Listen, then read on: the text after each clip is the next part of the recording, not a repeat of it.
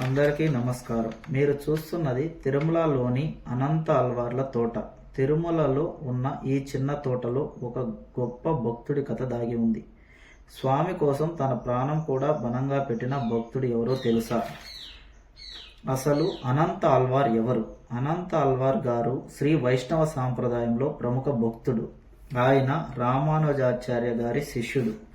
తిరుమలలో స్వామివారికి పూల సేవ చేయడం కోసం ప్రత్యేకంగా పంపబడిన మహాభక్తుడు. తోట ప్రారంభం భక్తి యొక్క మొదటి అడుగు.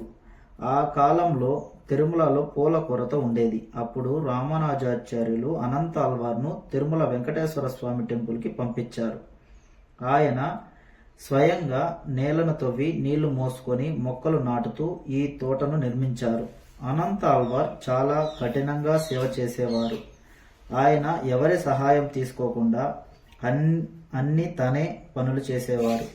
ఆయన భార్య గర్భిణి అయినా కూడా భర్తకి తోడుగా పనిచేసింది. ఒకరోజు తోటలో పనిచేస్తుండగా ఒక చిన్న బాలుడు వచ్చి సహాయం చేస్తాను అన్నాడు. ఎంత చెప్పినా కూడా వినకుండా అతను మారం చేస్తున్నప్పుడు అనంత అల్వార్ గారికి కోపం వచ్చి, ఇది నా సేవ, ఎవరి సహాయం వద్దు అని కోపగించారు.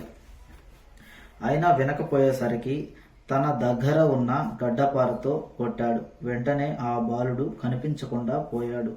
ఆ తర్వాత ఆలయంలో స్వామివారికి ముక్కు చెంప వద్ద గాయం కనిపించింది. అప్పుడు అనంత అల్వార్ తన తప్పును తెలుసుకొని ఈ సంఘటనకు గుర్తుగా స్వామివారి విగ్రహానికి చందనం పచ్చకర్పూరంతో ఆ గాయాన్ని మూసి ఉంచుతారు. ఇప్పటికీ కూడా మనం చూడవచ్చు. ప్రతి ఇయర్ బ్రహ్మోత్సవాలప్పుడు స్వామివారిని ఇక్కడికి తీసుకొచ్చి పూల సేవ చేస్తారు.